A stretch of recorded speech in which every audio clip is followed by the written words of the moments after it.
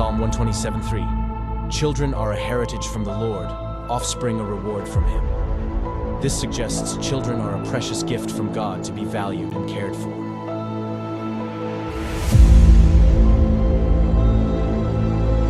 In the United States, a child a minute is taken into DHS, CPS, and so on custody.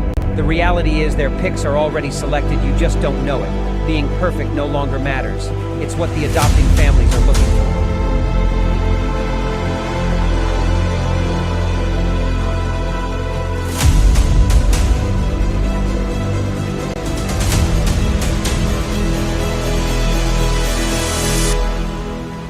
Who is it stealing the children, you ask? From caseworker to the White House, the buck stops at all levels, just not where it is supposed to be. The services your family needs, we the people have paid for to ensure your reunification. Title 4 says, reunify at all costs. United, we stand means nothing to us when it comes to family values.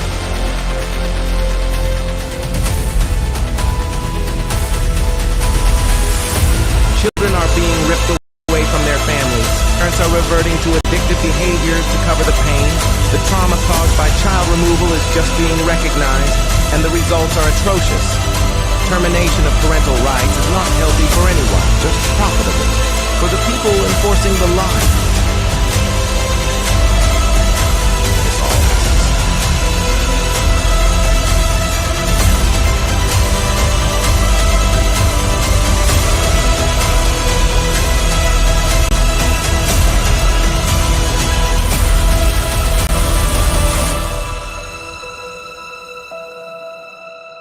It's time Washington listens to the cries of our children, the wails of their mothers, and the rage growing in the fathers. These are our children. Keep your damn hands off them. We are coming to act on the behalf of the children God gave us to protect, and you kidnapped.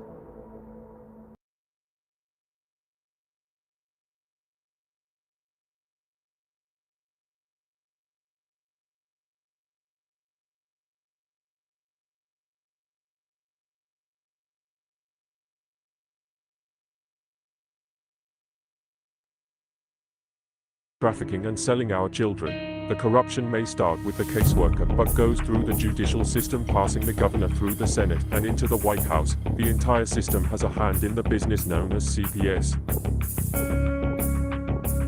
Our children are stolen every minute of a 24-hour day. They are being robbed of their innocence, their trust, their happiness. As parents, we are isolated and betrayed by a government we trust.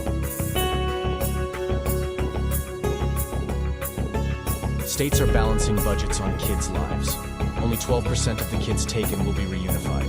Title 4 funding is being riveted with fraud.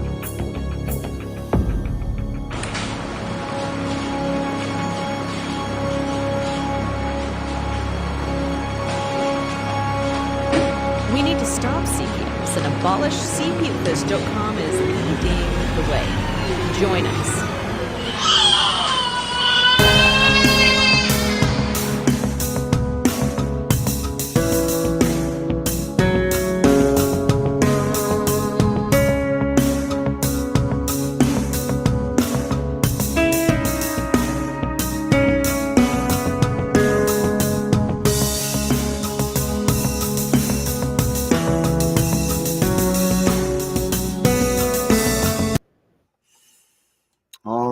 Good evening, everybody. Welcome to Tuesday night CPS Victims Hunting for Justice.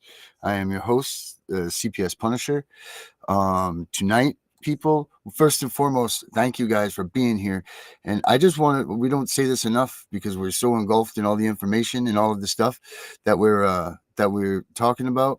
But what I need to tell you is you need to, if you please, if we want to keep this show going and we need to keep and spread the word about this show, I need you guys to please like, subscribe.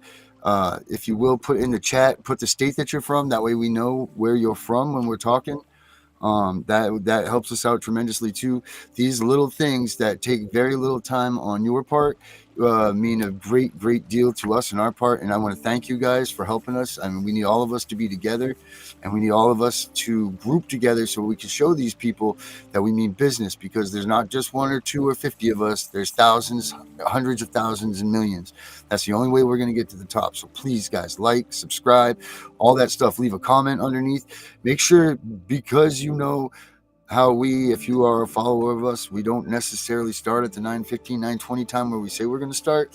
So if you hit the notification button, it will always come on for you, so you don't have to sit around and wait for us. I don't want you to, you get up, make a sandwich, do whatever you guys got to do while you're doing this. But again, thank you all for being here with us and helping us with this fight.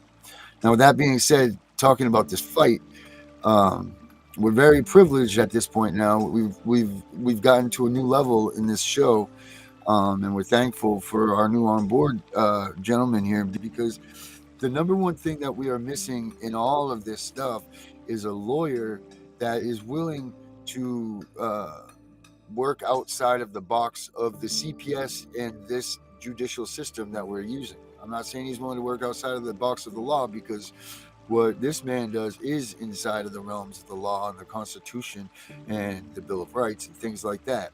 He's not going to put up with the hanky-panky contract laws and the things that CPS is trying to get involved in. So CPS comes to your door, like we always say, don't answer it, tell them to come back with a warrant. But the next piece of that puzzle is get yourself a lawyer. And we're fortunate enough tonight to have Mr. Charles Lincoln. I'm pretty sure that he's going to be on board with us. On the norm, not every day, but from what I'm gathering, he is going to be here with us. Feel free to put some questions up in the chat if you guys have some for him. I'm sure he'd be willing to, as we always do, discuss and answer and all of that. But to end this introduction, I'm going to bring Melissa in, and let's see what we got going on. How we doing, guys? Well, this is the time I heard your introduction. I've been late both times before, and I just wanted to congratulate you. You start with Christ's cross, and you go on through many scenes that are very, very true true depictions of the crisis. And the thought occurred to me as I was watching your introduction, at the scene where you have a baby in a hospital, a baby alone, basically. The thought crossed my mind, the only way that the government wants to collaborate in the abolition of CPS is once the family is completely destroyed and all children are basically born into what was prophetically called by Aldous Huxley in Brave New World, the hatchery. Yeah.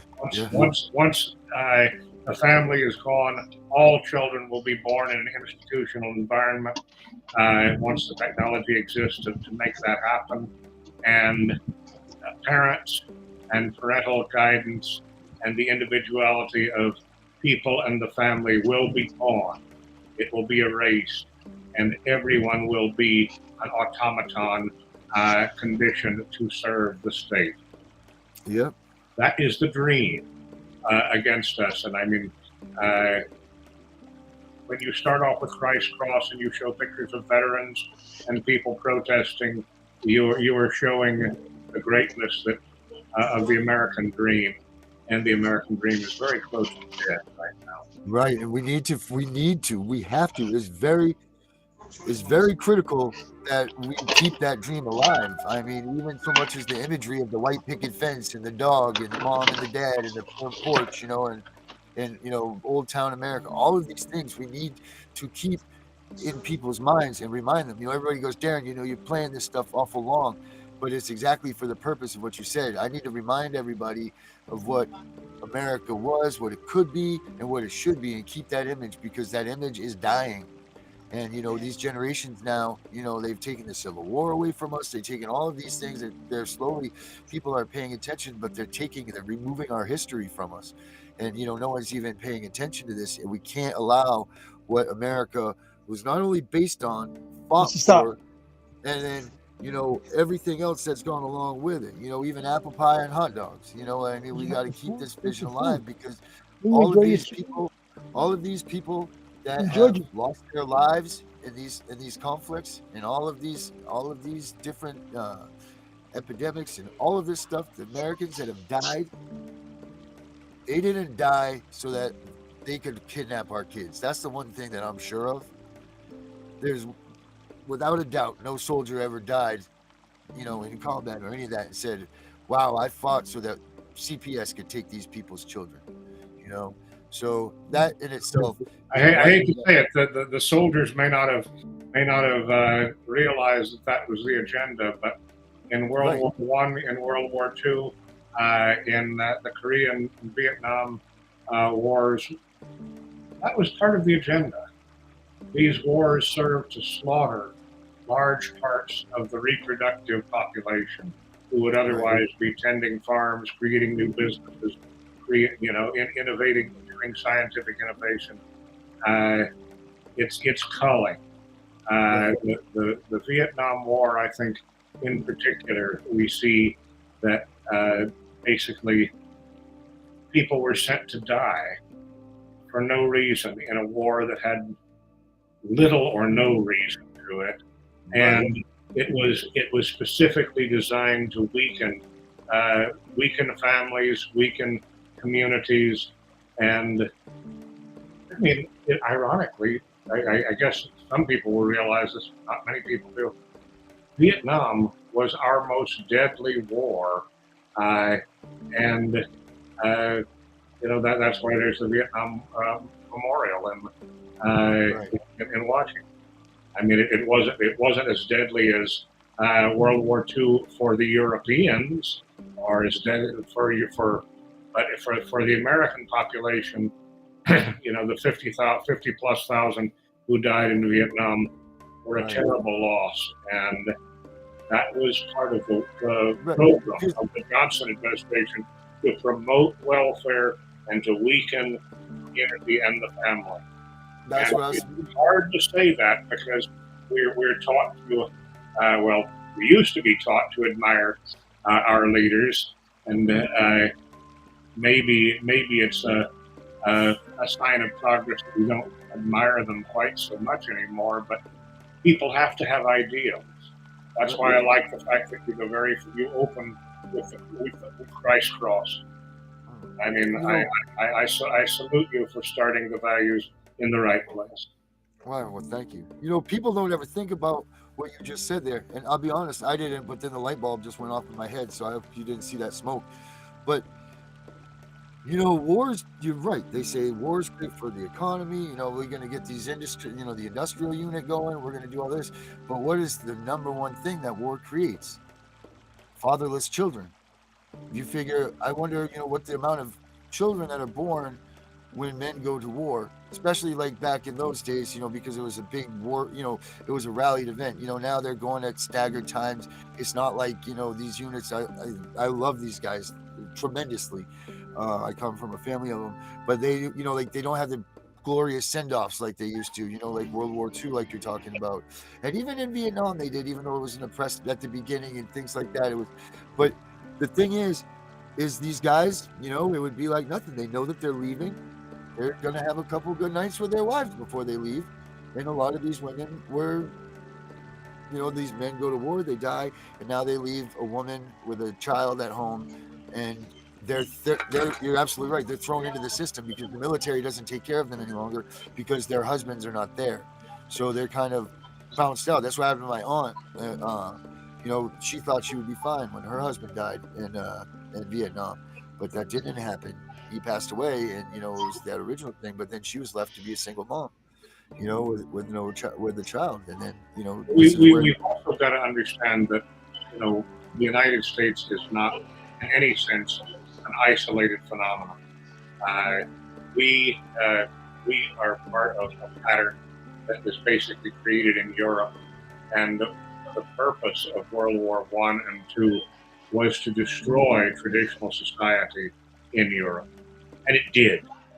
In England, in France, in Germany, as much as 1/3 of the men of marriageable age were wiped out. Right. In Germany at the end of World War II, you basically had close to half the men of marriageable age being wiped out. And what was the result? The result was the transformation of the entire European continent, where the church, the family, the traditions of countless thousands of years in Europe were wiped out. As recently as the early 20th century, James G. Fraser, in his study of comparative mythology, commented on the huge number of pre-Christian traditions that had survived in Europe up until the early 20th century.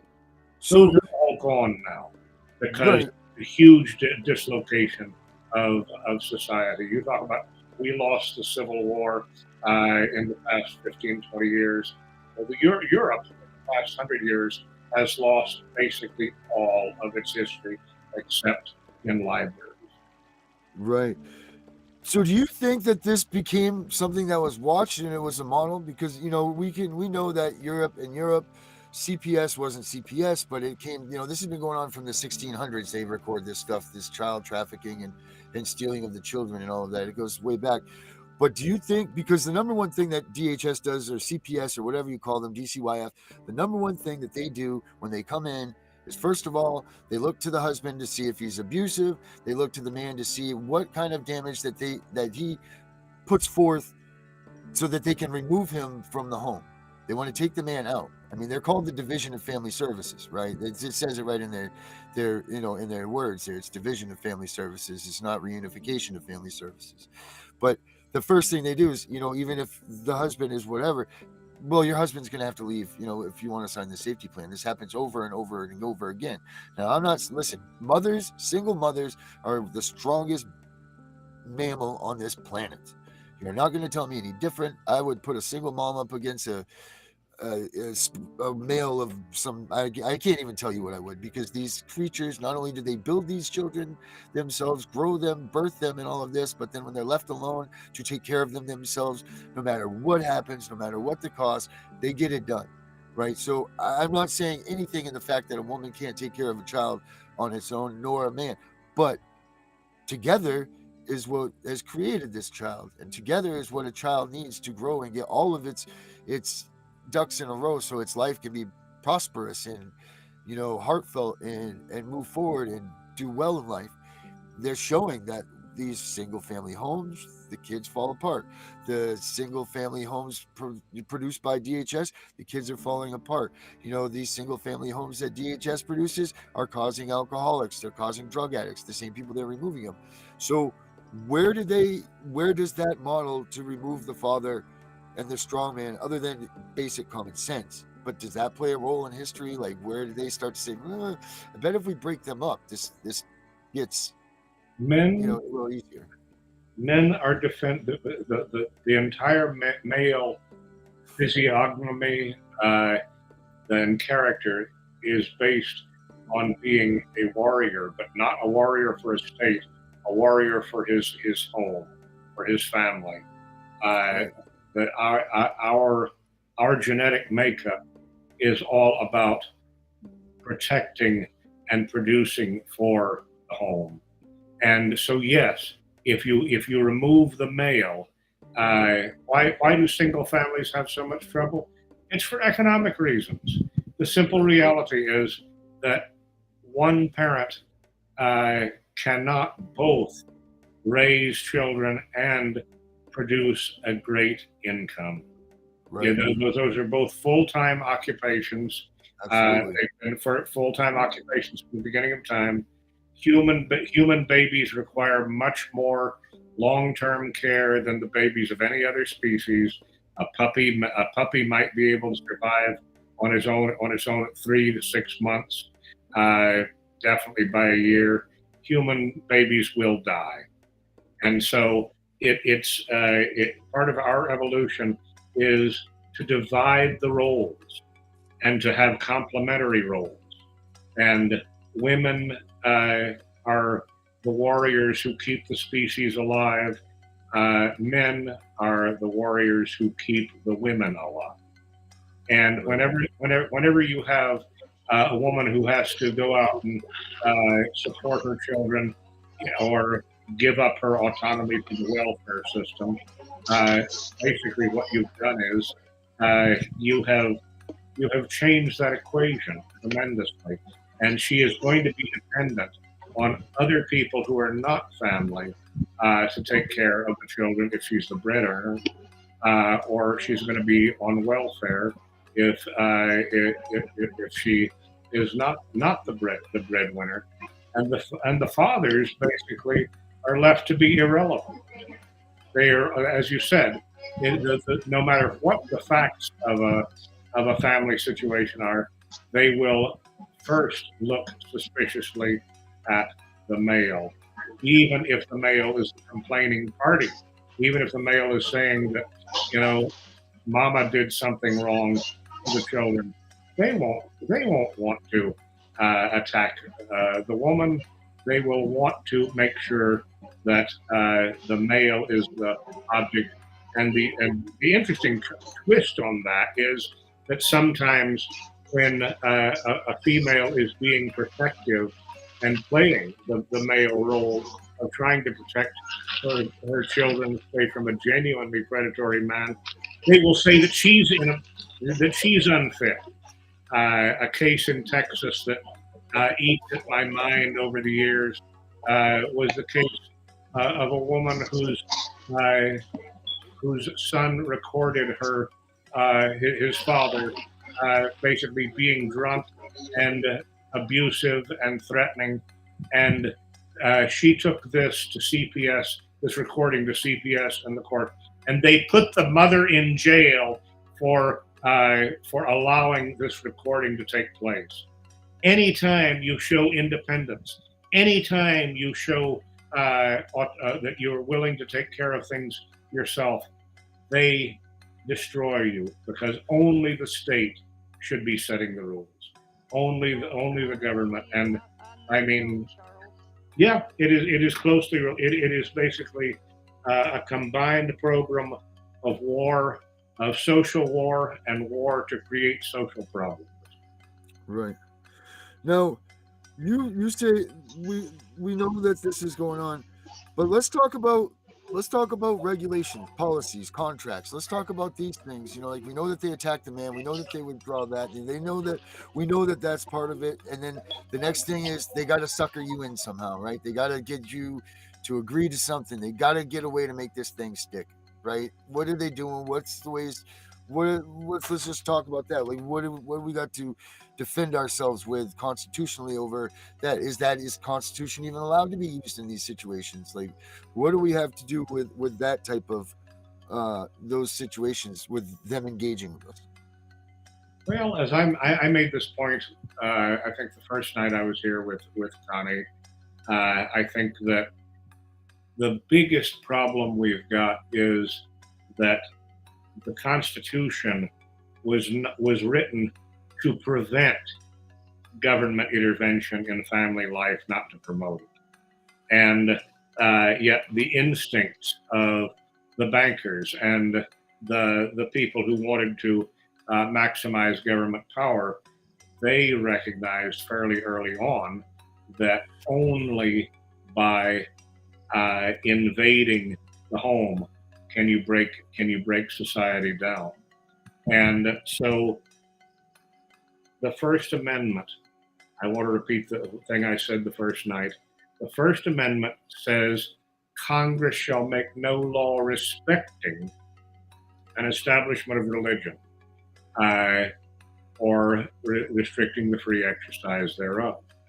And the modern courts have been focusing on public school prayer and, prayer at football games, issues like that, and saying that those behaviors are the threat to separation of church and state. At the same time that all that litigation is going on, they are actually empowering the government to invade spheres that were in 1776, even 1788, entirely left to the church, people's religion, or to courts of equity. And and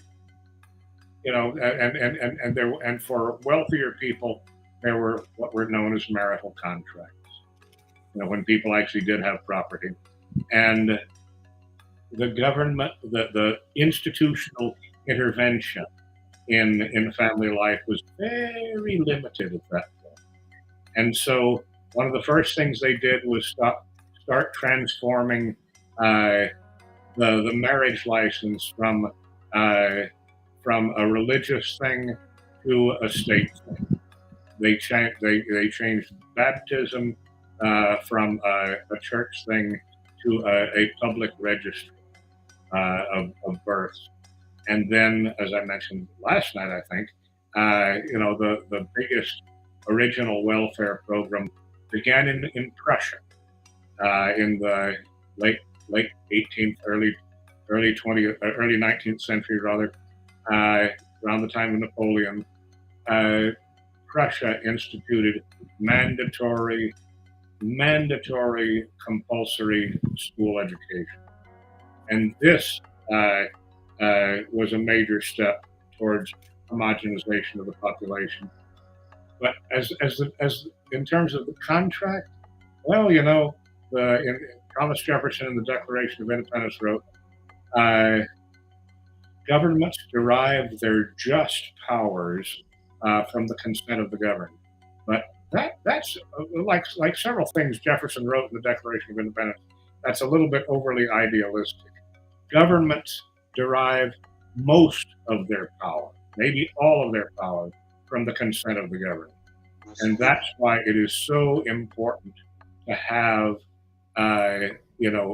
institutions which create contracts.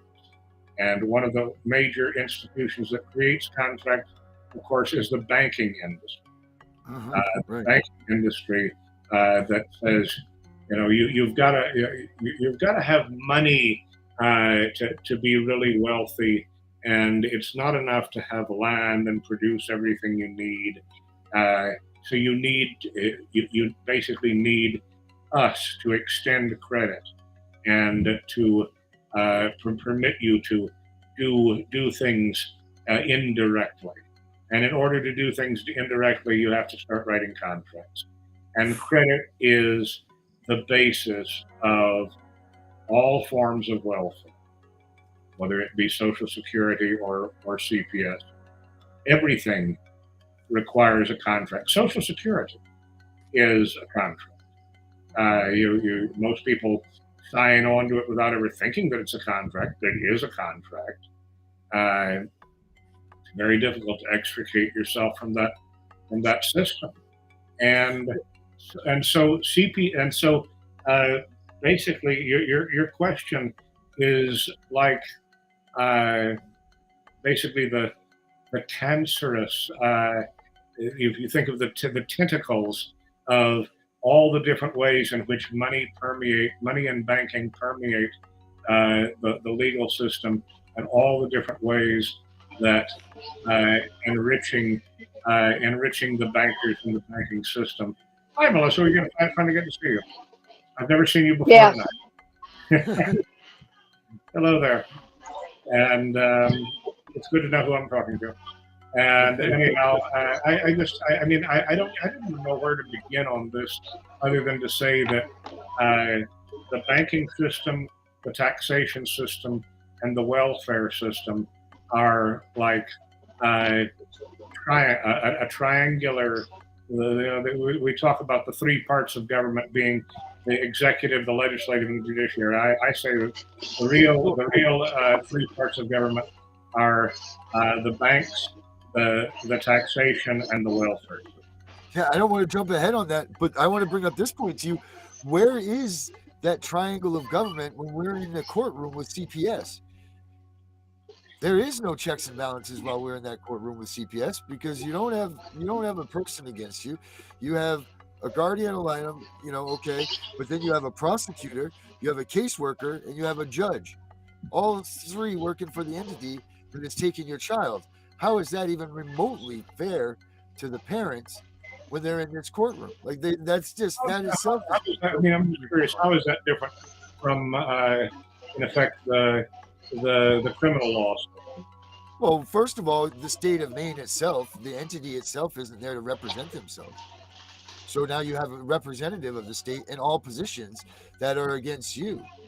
When in fact, an attorney general, like they're supposed to, in part, be for the people, right? Like they're supposed to. Well, but I mean, think about again. Just compare that to the structure of a criminal court.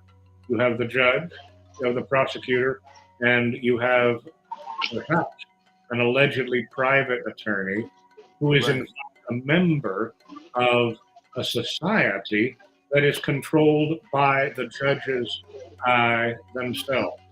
The old, I wanted to talk a little bit about the bar, and maybe this is a good place to go into that. The bar is the ultimate subversion of the three-part system of government, because the bar basically provides a monopoly to which members of the legislature, members of the executive, and members of the judiciary typically all belong. And I mean, so this society, which is basically a society of control of behavior control, thought control, and policy control. You cannot be. It's very difficult to propose any new ideas if you're a lawyer, because you'll end up like me. You will end up being disbarred if you don't support the system. And this is a terrible threat because the lawyers depend on their income from this close relationship that they develop with the judge. There are a million jokes about it. A good lawyer knows the law. A great lawyer knows the judge. Yeah. Right. Well, then that must be a plus for me because at our last hearing, when we got the continuation, I was supposed to introduce one of my attorneys to a friend of mine who needed criminal defense. And after an hour and a half of waiting, he says, "I'm sorry, just send me the court date. I'll be there. They can pay me." She'll be there, and then they shut her down. We lost her. She's out. Melissa, I don't know where that was going. I'd be interested to see where it was going, but the bottom line is that lawyers depend on the judges, and judges control the lawyers on both sides of a criminal case, and so the CPS situation is not that different. The bar is the great conforming institution. Melissa, where were you? I couldn't tell where you were going. One of my attorneys ended up having an hour and a half lunch with the judge at the judge's dollar. At the judge's house. No, the judge's dollar. The judge invited my attorney out to dinner. They went out for lunch. Who paid? Everybody, if you guys are watching, The judge paid. That's why I say I got a good start on that. The judge bought my attorney lunch. Yeah, That's really not that on TV too much. If anybody's watching, if you guys have questions that you would like to throw at Charles, there's chats right here on the side. If you're watching YouTube, if you're watching whatever, go ahead and throw them up there. I'm sure he wouldn't mind answering a couple of those. And don't forget, you guys, I'm going to pound this in because my wife pounds it into me to tell you guys, make sure you like and subscribe. Charles, what do you feel about the way that CPS is being handled, how it's being handled in the courtroom with these public attorneys or the public pretenders or any of these things? Like, what do you see going on sitting on the outside right now? Because, like you said, you've been disbarred because you're a lawyer. Standard for judges and CPS, which means as close to absolutely nothing as any standard could be. You know what that standard is? What's that? Called both the judges in family court and CPS should always work for the best interest of the child. I mean, how is that a standard at all? If you believe that any two people will ever have exactly the same concept of what is best, you haven't been around people very long. And so basically, when you have a legal standard like best interests of the child, what you mean is that the judges and CPS and the members of the bar generally can do whatever they want. And that means that there is no law. There is no law. There is no law at all because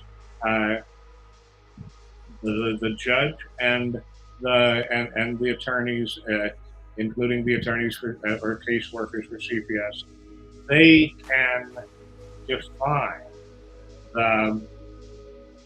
the outcome in order to benefit themselves, and nobody can say no, because they all agree that whatever outcome they come up with is in the best interest of the child. And as long as they all agree with that, then they have followed the law, so to speak. And it's a travesty. It's a travesty when you've got a legal standard that basically is no standard at all. Right. Then there is no law. It is chaos, and basically that is what we see in the family courts. We see that people are. I have this image of people are basically like being blown around like candles in the wind. Yes, for sure. The flame goes whichever way the biggest blowhard lawyer or judge or CPS worker wants to blow. And I noticed that Herbert asked this question. Levittown for World War II soldier asked Charles who that was for. I don't quite understand where we'd be going with that question, but Levittown, of course, was basically one of the first mass-produced, standardized suburbs. And did it have any connection with the banking system? Certainly did. Did it have any connection with the post-World War II adaptation of, adaptation to civilian life? Yes, but I'm not sure what it has to do with what we're talking about here. I'm not sure at all, but yes, the development of the suburbs was clearly related to the breakdown of autonomy. The bringing people in from the farms. Farmers are free people because to a great extent, a farmer can live without cash.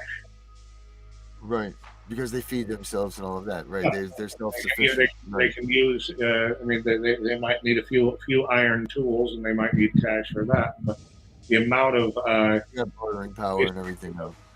The family, of course, was critical to farm living. Right. And, the children Now, help. Let me ask you this. I don't even know this answer, but it's funny that you just said that. Do we see a lot of farm and farmers being attacked by CPS? I don't have an answer for that. I'm just asking you. Two reasons. The answer might be no. One is that the family farm is almost extinct. Right. Well, that being said, right. Farms. And again, that concept also. I mean, I may start to sound like a broken record, but the origin of industrial farming also traces back to the February 1848 Communist Manifesto. Karl Marx and Friedrich Engels discussed about the need to create industrial armies, especially in the field of agriculture.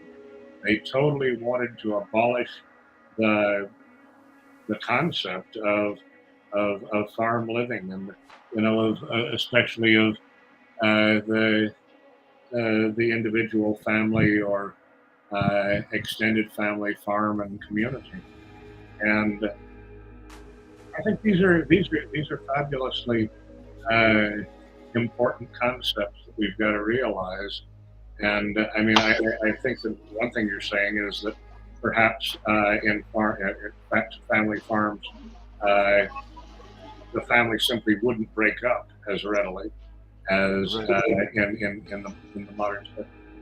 We got Melissa back. Well, in our area, we still have a lot of family farms. No, they ain't the 3,000 acres they used to be, but they're still 300-acre farms. And the system actually, I find, plagues those families more because typically they're white families. They're non-damaged kids. They're polite kids. They know how to respect people, and they are more plagued because they teach your kid a sense of responsibility. And I think a lot of it with the division of family and everything is aimed at Title IV funding.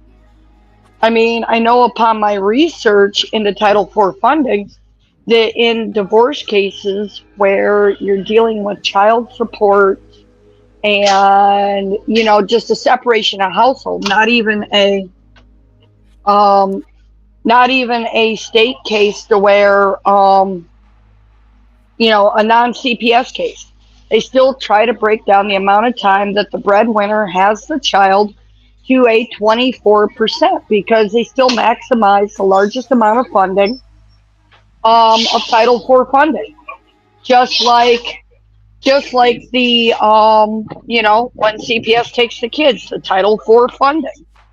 So I think the division of family is hugely sought after for its income, whether it's through divorce with child support or whether it's through CPS. I mean, that's just my opinion of it, but our farm families here in this area are highly plagued by the system. That's interesting. I'm curious, have you observed enough through time to see what happens to the family farms after the intervention of CPS? A lot of times they'll go a couple years before they get back on track. If they ever recover, right? Do they manage? Yeah, because they love their families, and once you break that family bond, they just, it destroys them. It destroys a father for what he is. I mean, Darren, you could have conquered the world before they took your daughter. And then afterwards, you didn't want to get out of bed. Right.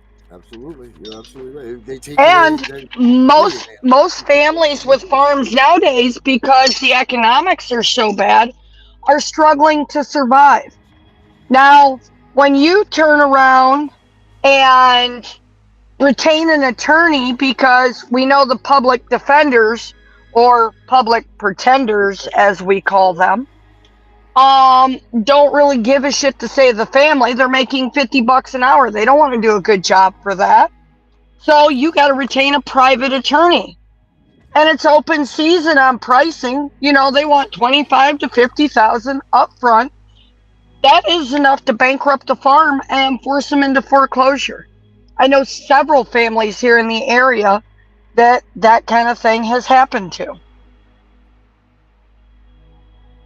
Well, I mean, that certainly would be part of the program then, because the abolition of family autonomy, family businesses, the corporatization of every industry mandates that individuals work for corporations, which are basically aspects of the government.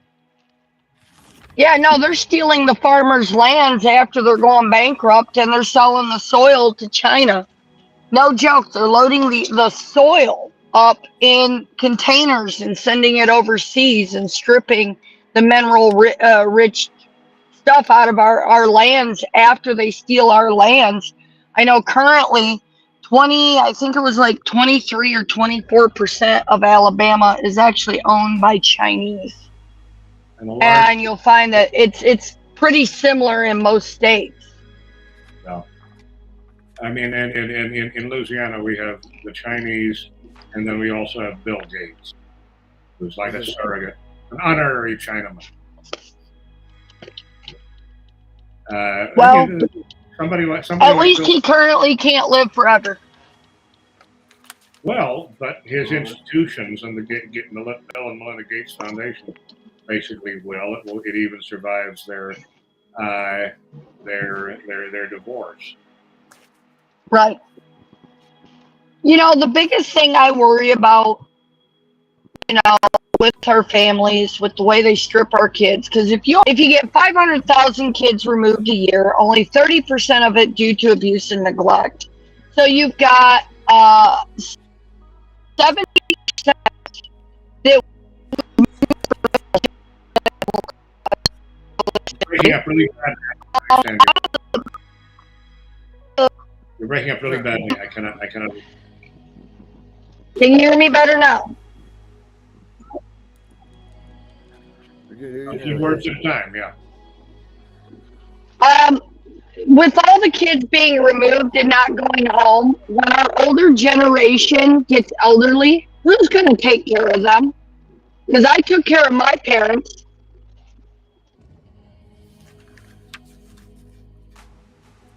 Well, that's a very good question. I mean, again, it means that the children are dependent on the state.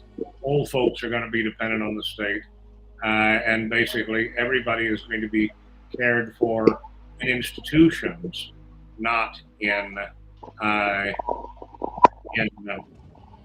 not by families.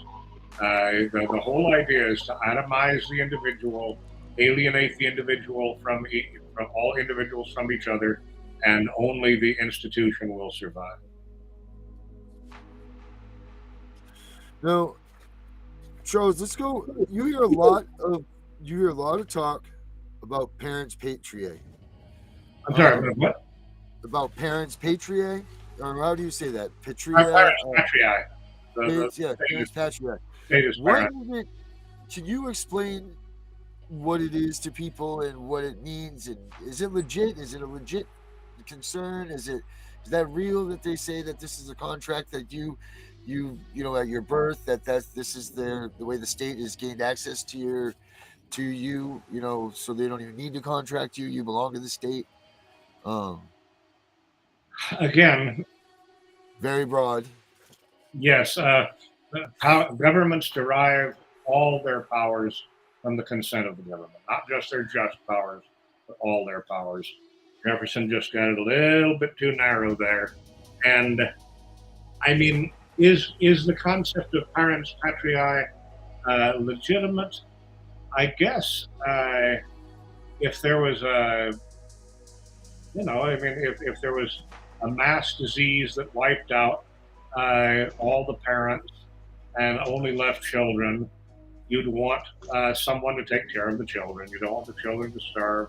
So the state could come in, I mean, and take care of these orphans. But I mean, here in New Orleans, some of the most elaborate and beautiful hotels and condominiums in the city are former orphanages. St. Vincent, St. Elizabeth's, just to name two of the really fanciest ones. These were created by private individuals and churches, and the beauty of the institutions that were created by private enterprise, basically, is so much greater than the institutional ugliness of public schools and public orphanages, which are basically like prison. Well, right. I mean, I think this is a very interesting topic. Is what whether there should. I mean, parens patriae was definitely not a big concept at the founding of this country. It was not a big country at the beginning of the 20th century. It is only a big concept now because everybody wants to be protected, and they basically want to be protected from each other, and they want they want safety and security. And as Benjamin Franklin says, a lot of people will recognize this quote: anyone who will give up their liberty for a little bit of security and safety will neither have nor deserve safety or liberty. And that's just reality. But people are intimidated. I mean, Herbert, how are you tonight? Fine, Charles. How are you? I'm doing okay. I threw up a question. You brought it up. I don't know why I wasn't seeing, but I know we gone a little bit off the beaten path. But you remember Levittown was developed for the World War II soldiers coming home, and there were Levittowns all over the place, right? It was the very first sort of mass-produced suburban development, and it was directed more towards the soldiers coming back from World War II. Yeah. Okay. I mean, I don't know that much about it, but where are you going with this? All right, where I'm going with that is I'm introducing Jim Crow laws, segregation, the development of the Levittown, soldiers of color and white soldiers going to fight World War II, but when they come back to the United States, there's a division immediately. Okay, I mean, and then with that division, you have that, especially in the South with the Jim Crow laws, because believe me, I grew up with those laws. I may not look as old as I am, but I grew up with the Jim Crow laws. I remember them specifically. And what I mean, I guess I'm not following the connection between Levittown and Jim Crow laws. Jim Crow laws. Well, people of color could not live in Levittown. Wasn't going to happen. But they went to the same war. I did not know that Levittowns were all white. I mean, I simply didn't know that. Yeah. Okay. If you look it up, even if Darren looks it up, you'll see that it wasn't allowed. You know about the Jim Crow laws, right? Jim Crow laws. Yeah, I was going to say that those started evolving in the 1880s and 1890s after Reconstruction was over. Right. So that put everybody in their little places, in their little cubby holes. I mean, with Jim Crow laws, people couldn't live amongst themselves together. I'll throw out a little story about one of the most interesting fellows I ever met. His name was Jerron Ames. He lives in Upper East Side, New York.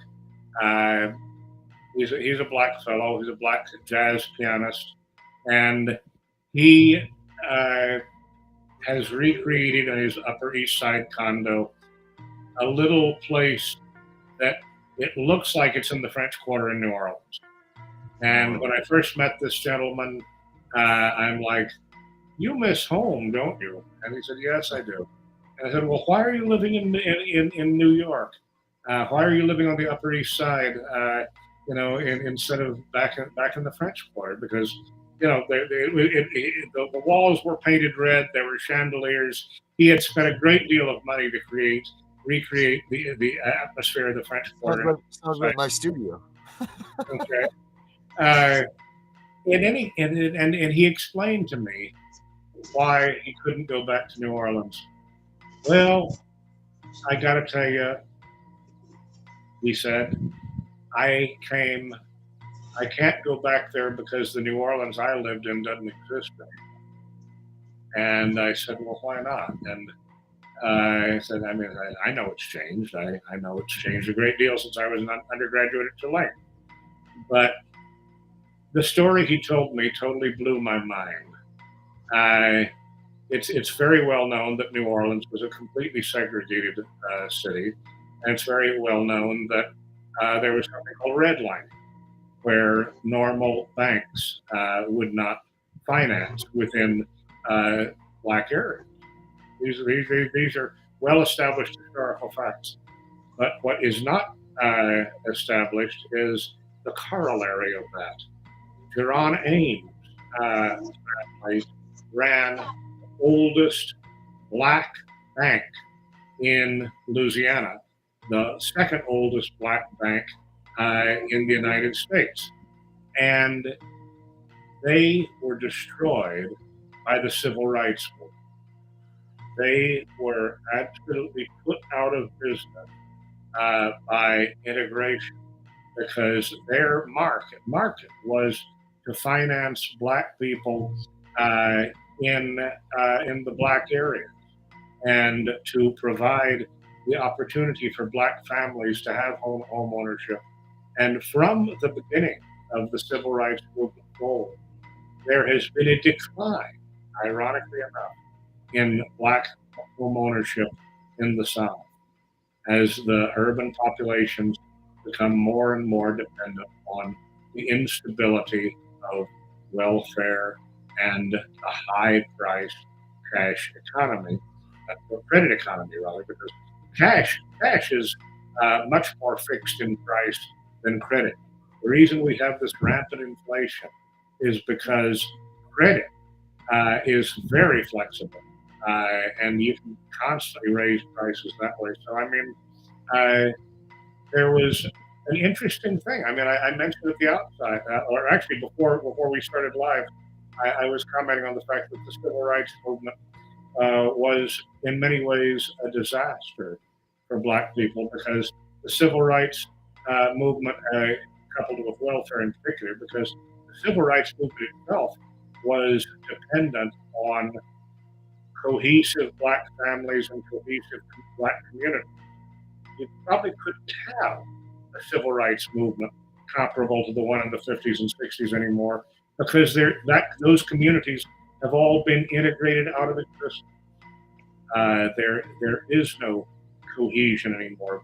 Maybe, Herbert, maybe you know this statistic better than I do, but my understanding is that prior to the civil rights movement and the welfare explosion, 90% of black families, maybe 95%, were two-parent families. And now, in the aftermath of civil rights and the birth of the Great Society, Johnson's Great Society and the welfare state, it's down to like 30 to 40% of black families, and are nationwide are two-parent, and in some urban areas, way below that. So, I mean, the divide and conquer strategy of the government and the policy of atomizing individuals and alienating them from their families, it has been a disaster not only for white people but for black people. And I think that in a way, the black people have been more victimized by the promises made to them, the fraudulent promises made to them, than even white people. But basically, that is the new definition of equality. The new definition of equality is everyone must be dependent upon and subject to the whim of the government. Okay. I'll buy that. So what can you account for what happened in, I believe it was Tulsa, Oklahoma, when we had Black Wall Street? Well, that's before welfare, wasn't it? Well, check this though. But listen, all of these things, they're all relevant to a degree.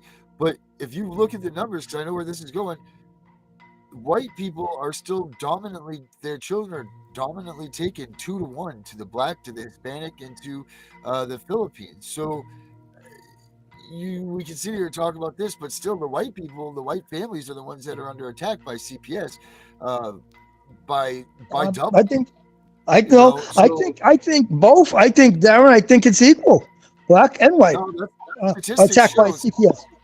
Well, so I don't think it's equal, but 168,000 white children last year, 86,000 black children, 84,000 Hispanic children.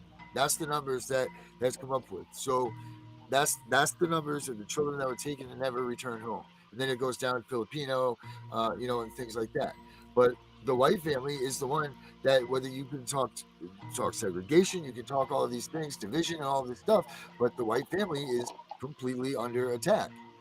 And whether that's because the trafficking thing, because I don't believe, I'll tell you what, first and foremost, I don't believe that there's a minority in this country. If there's a minority in this country right now, it is the white person. These numbers that they are coming up with are not real whatsoever. This minority thing's gone down the pike a long time ago. It's just the way that they're collecting money. Well, I think what you're saying is the new minority is going to be white people. The new minority, because of all the. It's still 100. There's still double the amount of white children taken by CPS that there is black and Hispanic kids.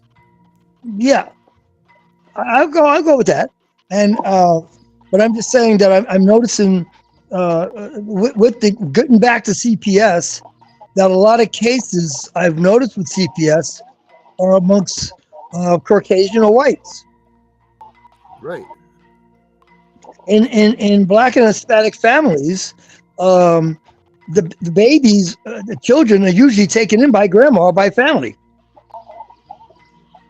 You know what the percentage of black two-parent families is in the United States today? I feel like I was just talking off the top of my head here. Do I know the percentage? How many black families are still two-parent families these days? I wouldn't say there's a whole lot, and I could also say there's not a whole lot of white families that have a full mommy, daddy, and children. It just seems like at some point, people are not even getting married anymore. Right. I mean, marriage itself, a couple could stay together even if they're not married. Yeah. But part of I mean, one of the points I was making before we started the live stream was that, in a way, the Great Society and welfare were aimed at the black family and aimed at social cohesion, because they rewarded black women for not being married by giving them higher benefits if they were single mothers. So it goes.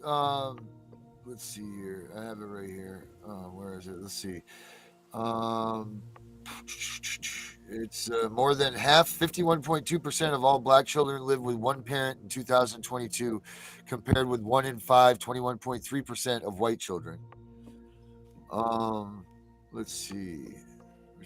So twice as many black single parent families as white parents. Right. So between 1980 and 2022, the proportion of children living in two-parent families declined for white youth to 82.7% to 75.6%, Hispanic youth 75.4% to 67.5%, and for black youth, the proportion of children living in two-parent families in 2022 is 43%, same as it was in 1980.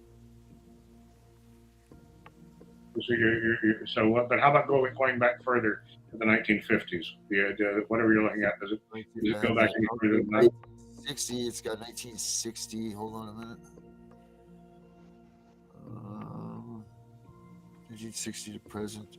Okay, so that's on here. So I don't quite know how to read this map here. Were they doing census back then?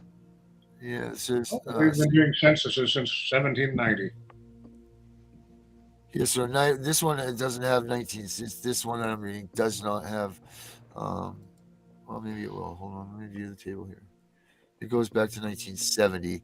So, and that says the proportion of children living with their mothers in single parent households increased from 7.8% to 16.7% for white youth, 29.5% to 45% for black youth. And for children of Hispanic ethnicity, proportion living with their mother in a single parent household was 19.6% in 80 and then to 24.5. So that jumped somehow. There is, however, a OJJDP statistical briefing book online that's available, and it's got all of these stats in it that you can check out. Are you are either of you familiar with the Moynihan report, Patrick Moynihan? I am not. You should look up the Moynihan report. Patrick J. Moynihan was a New York senator for many Oh, years. here we go. I got it. But Yeah, before, it goes back to- before that, he wrote in 1964, very critical year in the history of what we're talking about, the welfare system and civil rights movement. He wrote this study of the black family and basically predicted the collapse of the black family as a result of as a result of Johnson Great Society policy. Wow. And so this just, I guess this makes sense. CPS is looking for, you know, a little bit above lower class family, 2 parents, good kid with upbringing. You know, they wanted. This makes sense. So it's funny that the amount of kids that are taken reflect the single parent. I mean, the 2 parent home. If you look at what I just said statistically with the numbers of the amount of kids that were taken in each ethnic group, and then you take that to the single and double parent homes, it's pretty much the same. The numbers are relative because you have 186,000 white kids, you know, 84 or 86,000 black kids, 84,000 Hispanic kids, and that completely they're going after 2 parent homes. So they are completely, they're destroying, they're trying to, this just proves it right here. They're just destroying any sort of, it's the demise of the family. That's what CPS is ultimately done. 176-year-old goal of communism is the destruction of the family, private property, and the so-called bourgeois state, the capitalist middle class. And that is, CPS is an integral part of that. That's wild. That's crazy. I've never looked at it that way or thought of it that way, but that makes a lot of sense. And you know what? Those statistics, people need to be used to help in educating these families, because what that tells me is, listen, you know, if you're white, you need to pay attention what you're doing when you're having your children. If you are white, lower to middle class, watch out, because CPS is gunning for you. You know, that's the reality of this. I don't think it is not just white people, and it's not just the lower middle class. It is a general program. I mean, I know some very upper class white families. Of course, I mean, ultimately it goes through the whole thing. But if you look at, again, you take those statistics and look who the 2 parent families are, they show that it's lower to middle class for the white people. I mean, this is what they're guaranteed, that's what they're attacking, right? Because we've already saying that they're trying to collapse the family. So they're not going after the single moms or the single dads. They're going after. They're already where they're supposed to be. They're already where they're supposed to be. Right, exactly. So this is right. So this is what I'm saying here is we're proving a point right here that this is what the attack is. Ultimately, if you are a 2 parent home, cover your ass, because they're coming. It doesn't matter if you're white, black, yellow, brown, red. It doesn't matter. If you have a wife and a wife and a husband in a home with those children, they are coming. So prepare yourself. I think that's a good way to start this whole, because my thing is how do we get the word out to people that aren't expecting to have, like, I didn't know the extreme of all this stuff until I had it happen to me. I had no idea about CPS and the destruction that they were causing in the family unit. I had no idea what they were, and I don't think anybody else. So the question is, how do you prepare people that don't want to be prepared because they don't think that they're a target? Well, these statistics prove that, if anything, if you are a 2 parent home, prepare yourself. Okay, well, now, Charles, you were going to mention something about the 2 parent home of the wealthy families. Yes. What were you? I have seen this over and over again. That they may obviously the members of the lower middle class are going to be easier to target because they can't fight back. I mean, that's just a simple. They're going to be more sensitive to the risk of falling from lower middle class into the poverty level. And so they're going to be much more subject to the kind of manipulation that we're talking about. I think that's the plan, right? that is the plan, and it's again. I urge everyone to look up the report of Daniel Patrick Moynihan, who was Assistant Secretary of Labor under Lyndon B. Johnson in 1964, and look at how basically this was predicted for the black family as well. And it's got an archaic name. I think it's called the past and present of the Negro family, something like that. But it was ultimately published in March of '64, I think. And so, I mean, this like so many things, it's predictive programming. They knew what was going to happen, and they made it happen before it happened. Just like basically, I mentioned Brave New World by Aldous Huxley. Huxley knew what was going to happen in 1930, and he wrote about it. Let me play this for you guys here real quick. I'm sure that you've heard this, but let me play this for you. Let me find the right version here.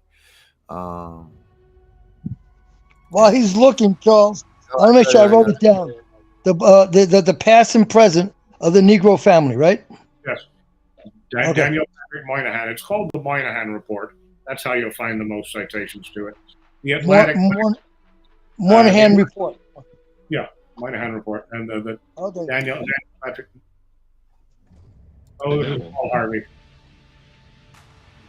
If I were the Prince of Darkness, I'd want to engulf the whole world in darkness, and I'd have 1/3 of its real estate and 4/5 of its population, but I wouldn't be happy until I had seized the ripest apple on the tree. So I'd set about, however necessary, to take over the United States. I'd subvert the churches first. I'd begin with a campaign of whispers. With the wisdom of a serpent, I would whisper to you as I whispered to Eve, do as you please. To the young, I would whisper that the Bible is a myth. I would convince them that man created God instead of the other way around. I would confide that what's bad is good and what's good is square.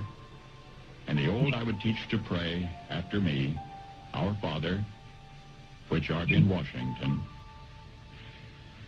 And then I'd get organized. I'd educate authors in how to make lurid literature exciting so that anything else would appear dull and uninteresting. I'd threaten TV with dirtier movies and vice versa. I'd peddle narcotics to whom I could. I'd sell alcohol to ladies and gentlemen of distinction. I'd tranquilize the rest with pills.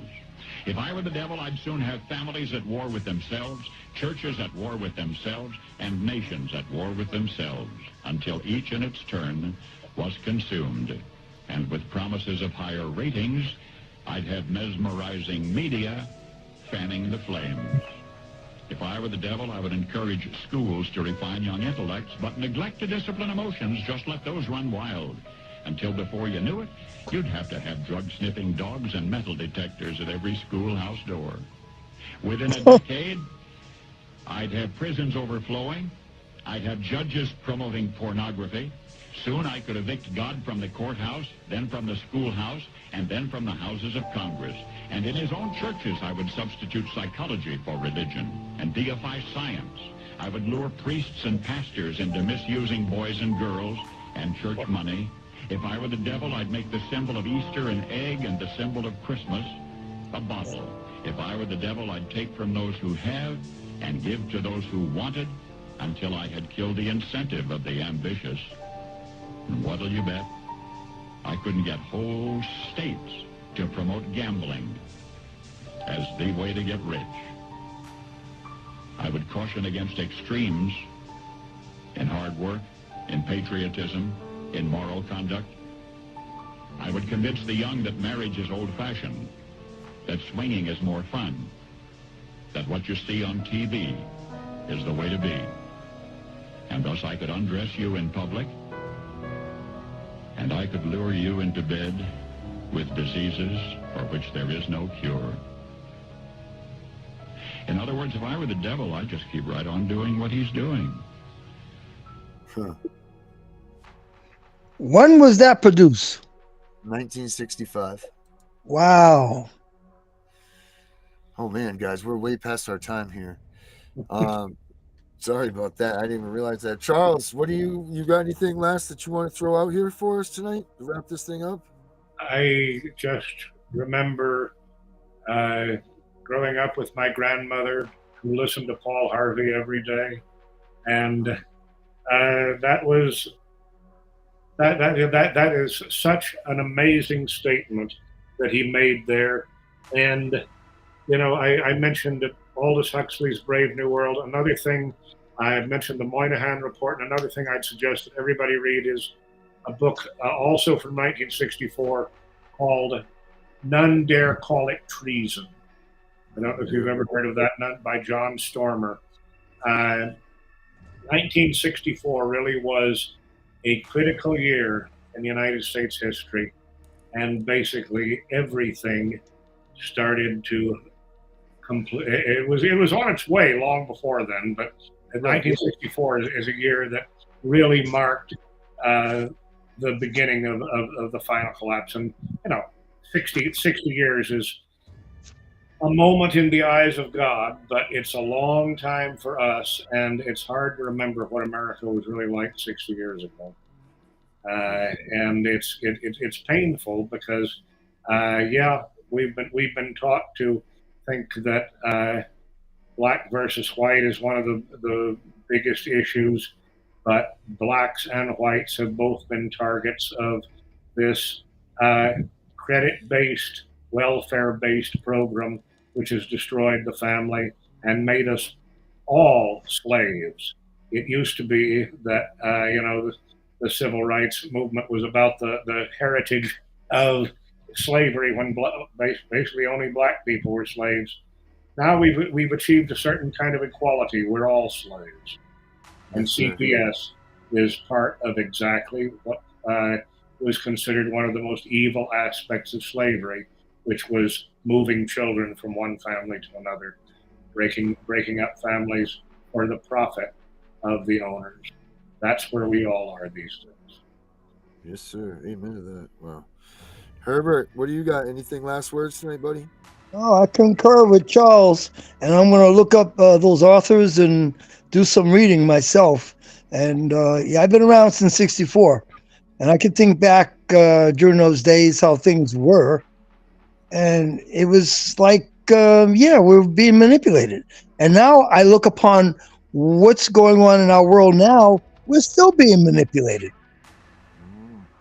And it doesn't make a difference, black or white. We as a people are being manipulated. It's just that the tools of the internet, the tools of television, and the movies have gotten much more sophisticated. Yes, and you mentioned about the church. What church? I mean, here I live amongst the Bible Belt where I live, and the churches are like far and few, closed. I mean, they're not closed, but you see very few people. There is no such thing as blue laws. You remember the blue laws? You still have those in Louisiana? No, are you kidding? Okay. There are no blue laws anywhere anymore.